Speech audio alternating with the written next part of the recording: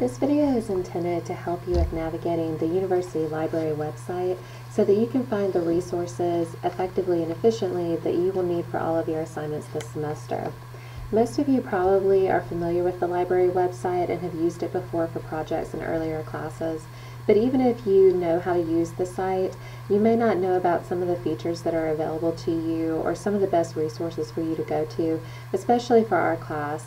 Given the focus in our class on researching in your disciplines, I think you'll find especially the subject guides, for example, or subject-specific databases particularly useful, and you may or may not have used those before. So what I want to do is just show you some of the resources. I'm not really going to talk to you much about search strategies because one of the chapters you are reading for this week goes through that for you, provides a lot of great information about how you want to use your search terms and things like that. So I'm not going to go through that, but I just want to show you the features of the site and sort of how to navigate around this. So when you go to the library homepage, this is what it looks like, and you can see that there are a lot of different options available to you. You're probably going to start here at Search Library Resources or possibly Quick Links. And so let's just begin here with the Search Library Resources. So you'll see there are 4 options, and the default is on OneSearch, or what's also known as Summon.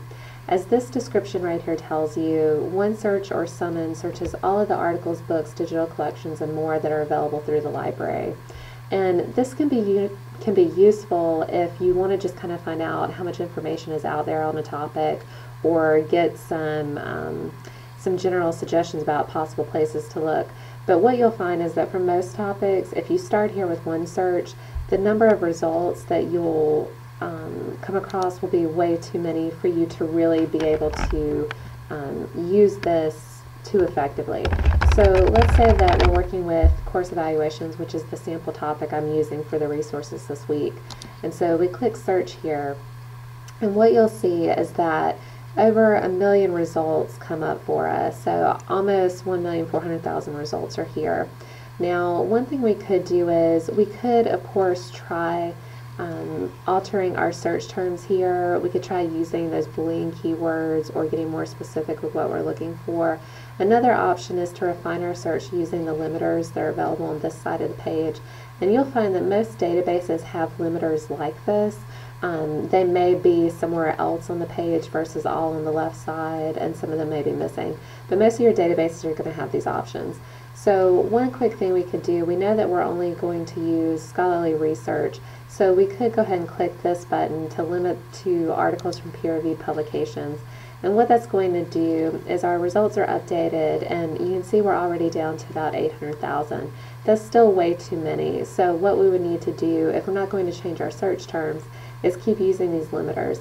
So we could go and click that we only want journal articles because we know we're not looking for newspaper articles, for example. We could also choose to include conference proceedings because remember, you can use academic conference papers in here. However, if you want to leave them off, that's fine. Another option is, especially if you know that you're looking for a certain timeline of research, is to limit by the publication date. So we could just drag here. Keep in mind that if you're wanting to limit your results to the last 5 years, you want to set it to 2007, just because we're only in January, and so some journals haven't published their articles yet for the year, and then others may have published already this month, but we don't necessarily have access to them because they're so current. So just from limiters like the ones we've used, already our results are down to a little over 300,000, but of course that's still way too many. Another option is that we can use this subject terms category that's here, and you will tend to see this in databases. What's really useful about the subject terms category is that not only can it help you limit what you want to look for, but it may give you ideas of subtopics that you should search for that you wouldn't otherwise think of.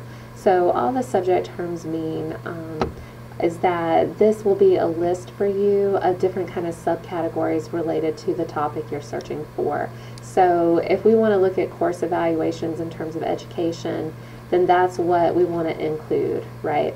We know we're not looking for course evaluations as far as surgery goes, so we could use this include and exclude option that's available here to further narrow our results. Now, even if we do that, we're still probably going to have way too many because we already have over 300,000. At best, we're probably going to get into the thousands, possibly the tens of thousands. So if I were using OneSearch, what I would do is I would end up using not only the limiters on this side of the page, but also more specific subject keywords. And you do have the option to go into the advanced search and kind of use this as well to help you with limiting your findings. Right? I wouldn't necessarily recommend starting with OneSearch just because unless your topic is a really narrow topic, you're going to continue to see a lot of results like that. Now, another option instead of using OneSearch is to use the catalog if you want to search for books. So if we type in our topic here and then we click search, it's going to show us that there are 14 books or 14 records that the library system is indicating is relevant. Okay, and this is actually a thesis or a dissertation, and we would be able to access it through here. And you can also use a thesis or dissertation because that is scholarly. So keep that in mind whenever you're looking for resources. That's perfectly fine. However, a thesis or a dissertation, especially a dissertation, is going to be quite long. So more than likely you want to stick to the academic journal articles, book chapters, and or conference proceeding papers. Another possibility is you could search directly through this articles feature. So we can type in our search term, click search, and see how many results come up for us. Again, we have over 1 million, and this is the same interface as the Summon or OneSearch. However, it's not pulling for us books, for example, whereas OneSearch or Summon does because it pulls everything. You probably won't use the website here because this really isn't meant to use to find resources. So more than likely, if you're using anything on this side, it's probably the catalog or the articles, possibly the OneSearch if you just want to know how much research is available for you. Now, one thing I would really recommend to you, instead of using the material over here, is to go over to Quick Links and specifically to go to Subject Guides. And what you do, you need to click Subject Guides here, and then you'll have to click it again on this next page. And the subject guides are guides that have been put together for the various disciplines. Okay, you can see they're alphabetized down on the page. And so most of your disciplines you're going to see in this list, or if you don't see an item specifically that is your discipline title, there's probably something listed here that's related at least. So let's say that you are in Communication Sciences and Disorders. If you click the link here, it's going to take you to the subject guide that has been prepared for you by this librarian. And Melissa Dennis, she's listed here as your point of contact. So if you are in this specific discipline and you're having a hard time finding resources for an assignment, you would want to try contacting her probably directly, or our library liaison, Mr. Alex Watson, and his information is in our syllabus. But essentially, her information is here and available to you because she's responsible for putting together this guide. And she either has expertise in this subject area or she's considered to be knowledgeable enough in the subject area to pull the resources that seem most helpful for you. And this is really useful because, of course, you not only have her name listed, but you also have her email. And if you were to search the site, you'd be able to find a phone number to contact her. So the subject guides, what they do, they provide a list of subject-specific databases that are considered to be relevant to these discipline areas. Because databases, there are some that are subject-specific, and then there are some that are more generalized, like Academic Search Premier, which I'll show you in a little bit. But this is really helpful because since you're doing research in your respective disciplines, if you go into the subject guide, you already have a list that's been prepared for you of databases that are really helpful.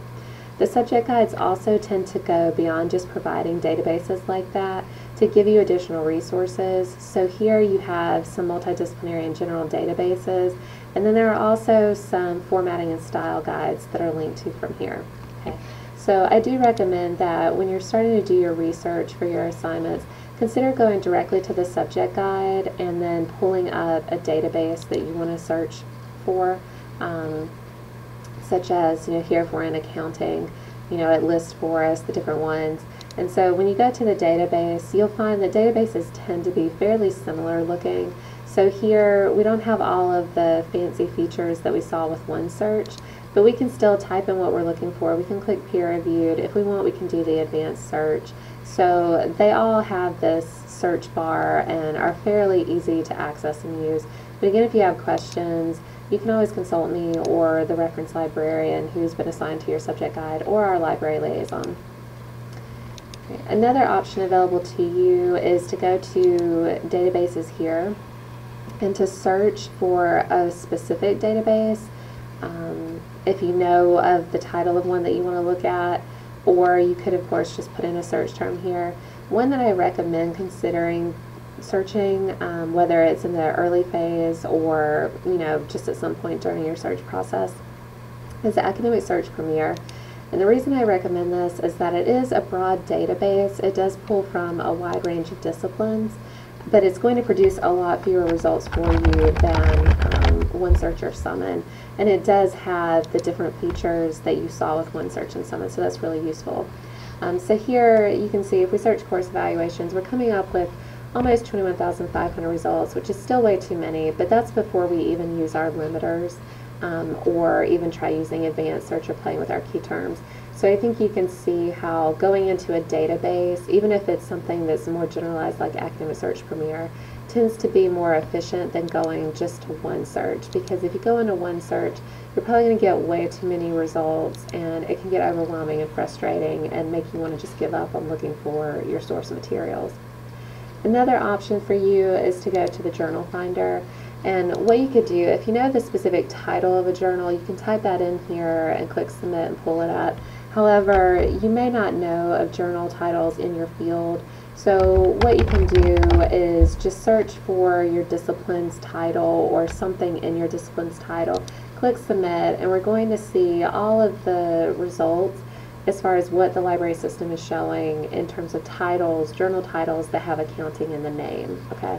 And so if we click on this, what we'll see is that there's a journal that is titled Accounting. Here's our call number. We know that the library has years 1982 to 1999, and that may or may not be useful. Certainly for your first project, I've asked you to use more current research, but you may find for later projects that going back in time a little bit is really helpful. Now, there are also journals that are available online in addition to in print copy.